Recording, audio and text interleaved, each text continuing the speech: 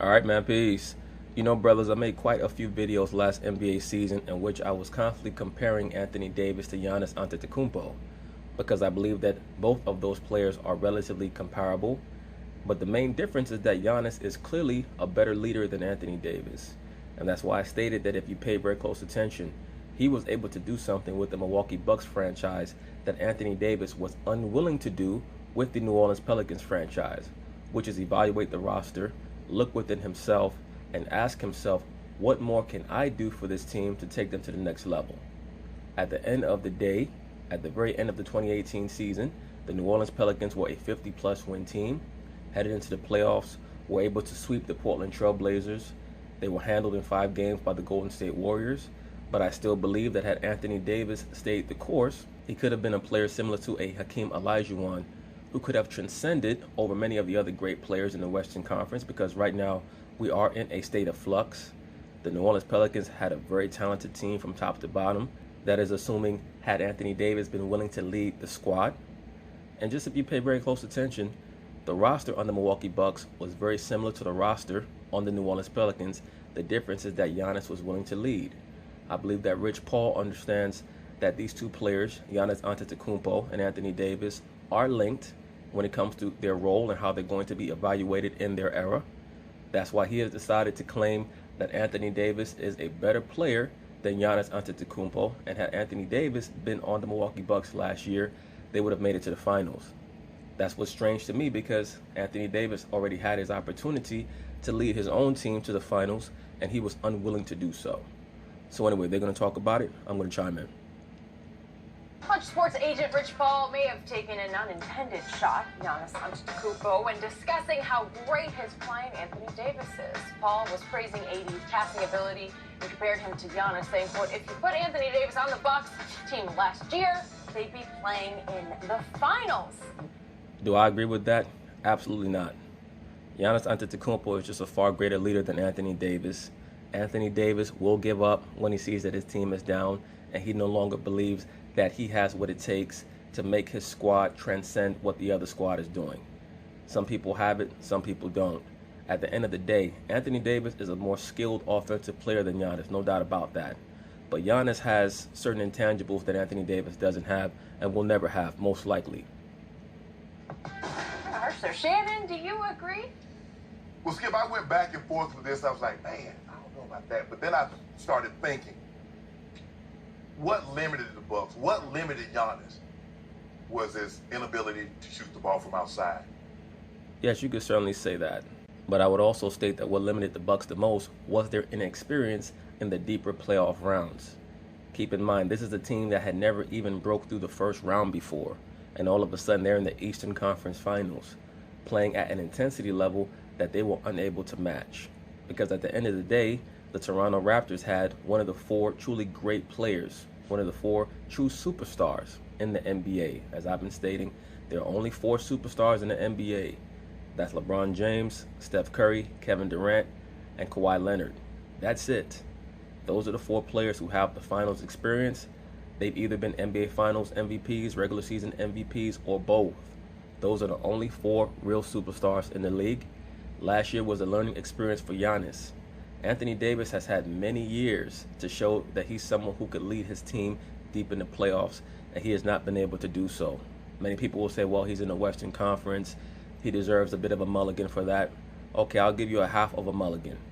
But when I saw what he did to his squad last year, the New Orleans Pelicans, it made me lose a lot of respect for him as a leader. What sets Anthony Davis apart from most bigs in the NBA? His ability to shoot the ball from outside.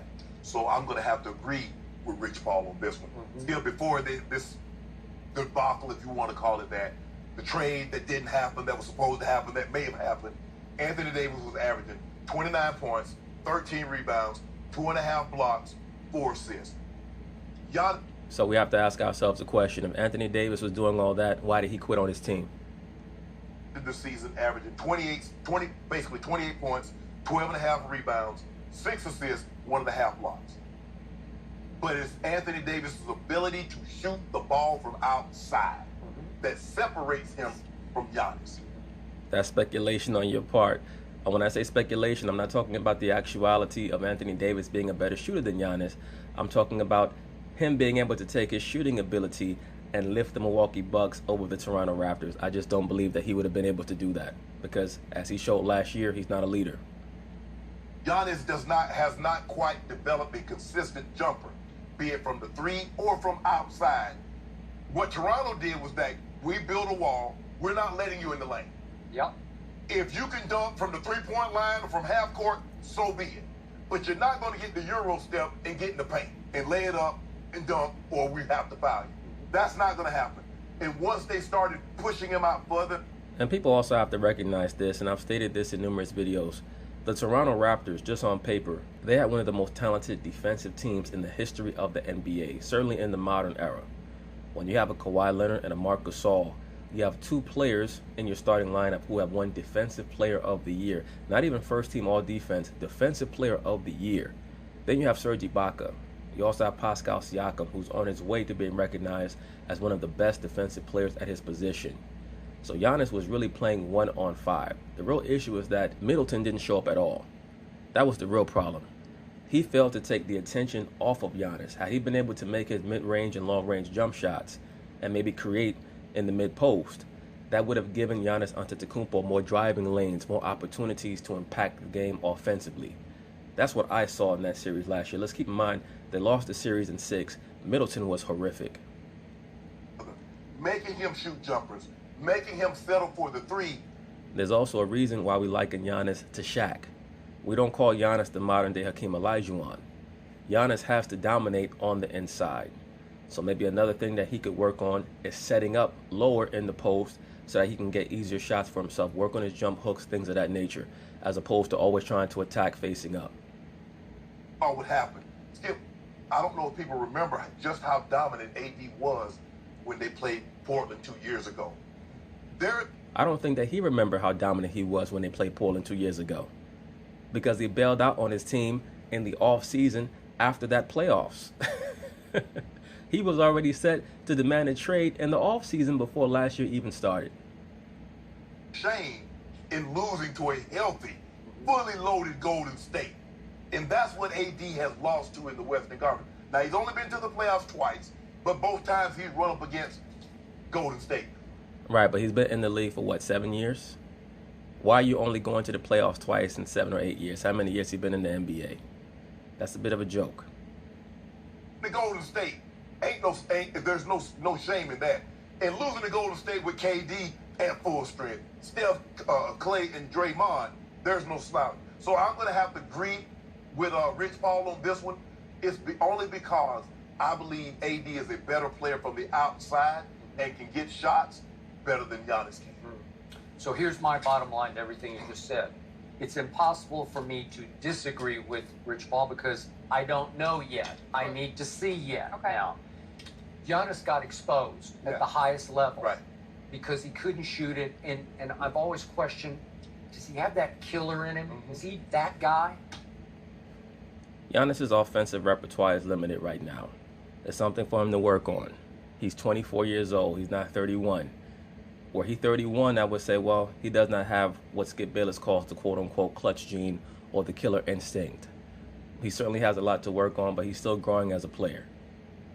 What I love the most about the NBA playoffs, they either expose or exaggerate whether you're that guy or not.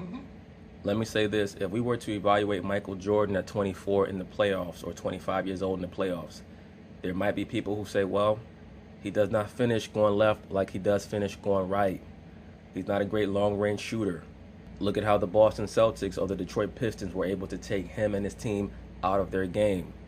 Look at how they got blown out. Look at how they got swept, so on and so forth. So let's pump our brakes a little bit. Michael Jordan was the guy. Kevin Durant has proven to be that guy. Right. Yes, with Golden State, sure. Yeah, Giannis, I'm not sure about. And most, not to cut you off, but most guys, when you look at their scoring average, if you're that guy, it elevates in the playoffs. It does. Michael Jordan's scoring average is higher in the postseason than it is in the regular season. Yeah. So is Kobe's. Feedback. Well, Shannon Sharp, I'm not looking at Giannis' stats right now, but I'm pretty sure that he averages more points in the playoffs than he does in the regular season, especially since his first couple of years in the NBA he was not a scorer. He was just a great talent. At the moment, Yeah. that's what happens in the NBA playoffs. Yeah. I don't know yet about Anthony because regular season he was way below 500, 216 to 250 losses in New Orleans. 2 playoff appearances, had 1 big series against 2 guys in Portland who are not that guy to me, Damon. Agreed. PJ. And yet, running up against Golden State, he put up some good numbers against Golden State, but they had no chance. No. So I don't know yet. Guess where he plays now? He is LeBron James' sidekick at Staples Center in And that's what he prefers. Los Angeles, California, Hollywood. And the brightest lights in the league are going to be on Anthony Davis. Totally agree, sir. Totally agree. I don't think that Anthony Davis understands quite how hot the spotlight is going to be on him, especially when they enter the playoffs. I'm not quite sure how successful the Lakers are going to be, but I would love to see them in a second-round matchup against, say, the Houston Rockets, series tied at 2, just to see how Anthony Davis responds. Are you made of that stuff? I don't know yet. I have my doubts about it, but for Rich Paul to say that, I don't know. Is it a shot at Giannis? It's really just trying to build up his own client. But again, maybe. No, it's a shot at Giannis, because most agents don't go out of their way to compare their client with another superstar client and just name drop out of nowhere. It's very clear that Rich Paul did that for a reason. Could have. Maybe. Yeah. But the thing is, let's not discount what Kawhi in Toronto. Yeah. They got going at the right time. They got, a lot of times, Skip, it's not so much, you get hot at the right time. I know, and they were getting big contribution from Van Vliet and Siakam. Kyle Lowry all of a sudden started hitting shots. Yep. Like you said, Siakam have a game or 2 where he go for 30.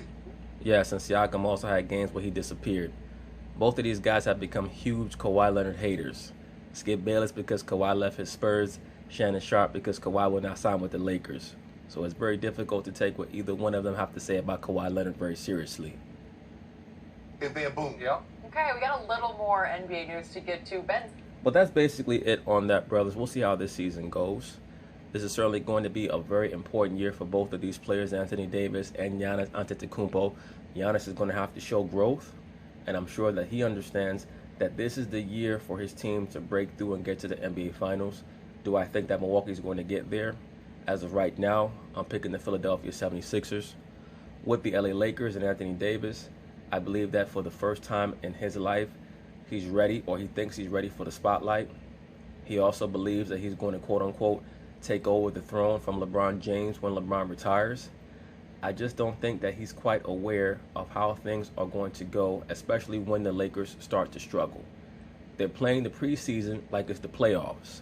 When they get to the regular season and they're facing teams that are showcasing their entire starting lineup as opposed to what the Golden State Warriors have been doing, which is sending out skeleton crews and D-League guys to go against the Lakers 4 or 5 times, however many times they played. It's going to be very different.